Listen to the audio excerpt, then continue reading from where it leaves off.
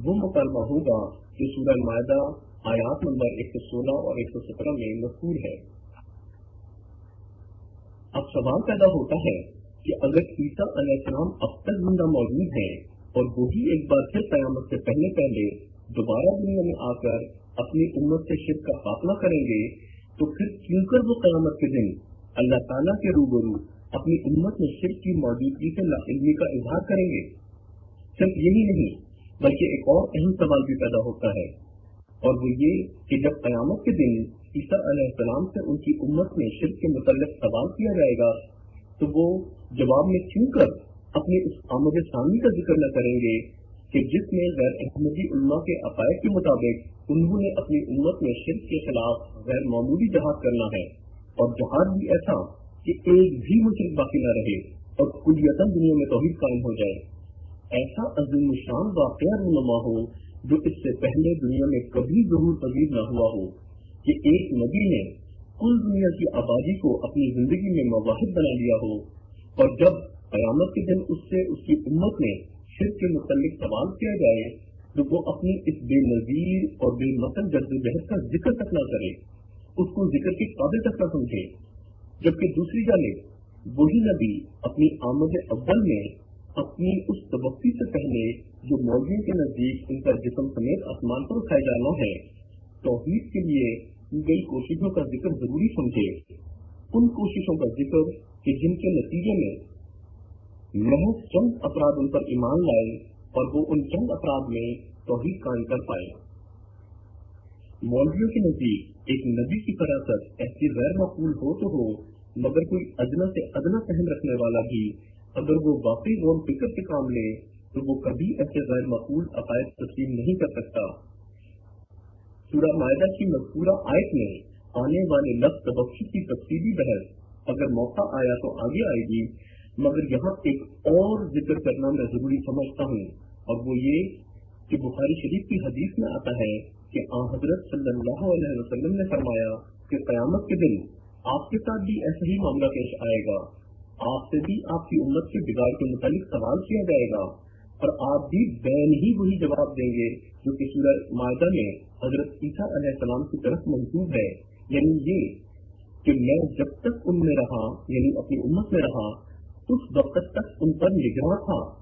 پھر اے اللہ جب تو نے میری توقع کر دی تو پھر تو ہی ان پر نگراں تھا اور تو ہی ہر چیز پر گواہ ہے۔ اب فرمائیے کہ حضرت صلی اللہ علیہ وسلم کی توقع کیسے ہوئی تھی؟ اور طرف امر ہے کہ جب ہمارے پیارے نبی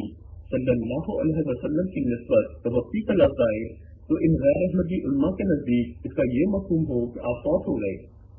آپ کا جسد مبارک زیر زمین مدفون کر دیا گیا اور محض آپ کی روح اللہ تعالیٰ کے حضور حاضر ہوئی، مگر جب بین ہی وہی لفظ اسی پس منظر میں عیسیٰ علیہ السلام کے لیے آئے تو یہ مولوی یہ مانے کریں کہ وہ جسم اور روح دونوں کے ساتھ اللہ تعالیٰ کی طرف اٹھائے گئے۔ یہ کیسی منطق ہے، یہ کیسا استدلال ہے، اور یہ کیسا عشق رسول ہے؟ یہ کسی مولویانہ ذہن کے لیے قابل قبول ہو تو ہو، مگر اس عاجز کا تو یہ حال ہے کہ اس کا ذہن اور اس کی روح ایسی غیر منطقی دلیلوں کو بالکل اسی طرح قبول کرنے سے صریح انکار کر دیتی ہے جیسے کہ ایک انتہائی ناپاک اور بدنظر چیز کو جسم قبول کرنے سے انکار کر دیتا ہے اور فوراً ہی طے کر کے اسے باہر پھینک دیتا ہے۔ یہ تو چند حوالے قرآن مجید کے تھے جن سے حضرت عیسیٰ علیہ السلام کا وفات یافتہ ہونا ثابت ہوتا ہے۔ احادیث مبارکہ میں بھی ایسے کئی حوالے موجود ہیں۔ مثلاً حدیث میں آتا ہے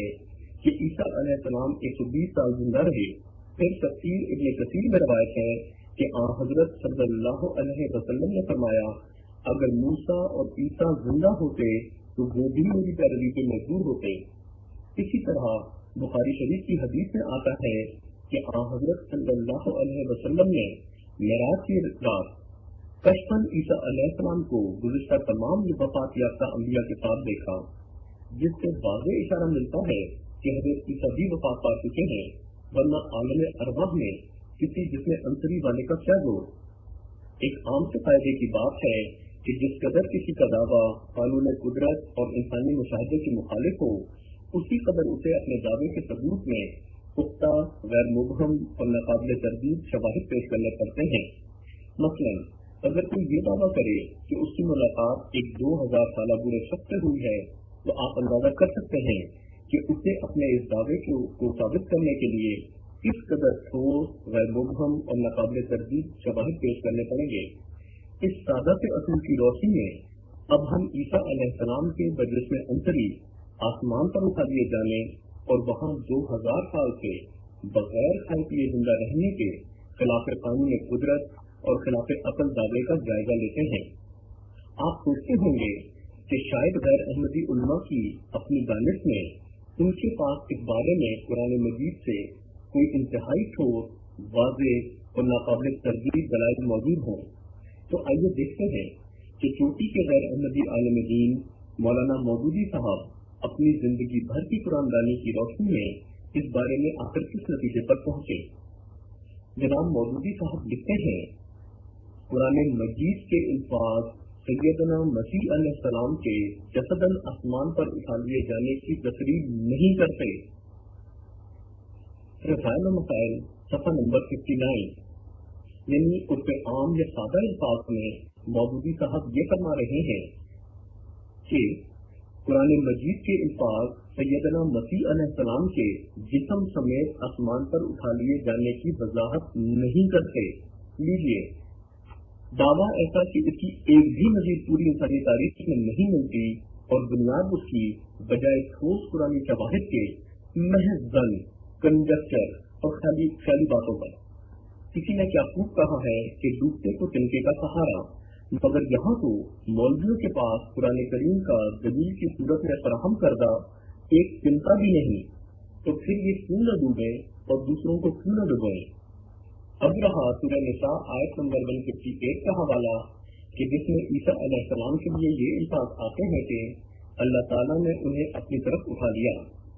اور جنہیں حیات مسیح کی دلیل کے طور پر بڑے شد و مت سے پیش کیا جاتا ہے۔ تو سنیے خود مولانا مودودی صاحب کے نزدیک اٹھا لیے جانے کے ان الفاظ سے کیا ثابت ہوتا ہے۔ آپ لکھتے ہیں، اب رہا یہ سوال کہ اٹھا لینے کی کیفیت کیا تھی، تو اس کے متعلق کوئی تفصیل قرآن میں نہیں بتائی گئی۔ قرآن نہ اس کی تصریح کرتا ہے کہ اللہ ان کو جسم و روح کے ساتھ کرۂ زمین سے اٹھا کر آسمان پر کہیں لے گیا، اور نہ ہی صاف کہتا ہے کہ انہوں نے زمین پر طبعی موت پائی اور صرف ان کی روح اٹھائی گئی۔ تفہیم القرآن جلد اول صفحہ 420۔ حقیقت یہ ہے کہ سورہ نساء آیت 158 میں تو یہ مضمون بیان ہو رہا ہے کہ یہود حضرت عیسیٰ علیہ السلام کو ہرگز قتل نہ کر سکے، بلکہ اللہ تعالیٰ نے حضرت عیسیٰ علیہ السلام کا اپنی طرف دفاع کیا، انہیں اپنی طرف اٹھایا۔ یہود کا حضرت عیسیٰ علیہ السلام کو صلیب پر قتل کرنے کا مقصد ان کی موت کو نعوذ باللہ لعنتی اور ذلیل موت ثابت کرنا تھا، کیونکہ یہودیوں کا یہ عقیدہ ہے کہ جو صلیب پر مرے وہ لعنتی موت مرتا ہے۔ اس کے جواب میں اللہ تعالیٰ فرماتا ہے کہ یہود حضرت عیسیٰ کو صلیب پر قتل کر کے ہرگز انہیں لعنتی ثابت نہ کر سکے، بلکہ اللہ تعالیٰ نے لعنت کو درکنار آپ کو اپنی طرف اٹھا کر اپنے قرب کے اعلیٰ روحانی مقامات سے برقرار فرمایا۔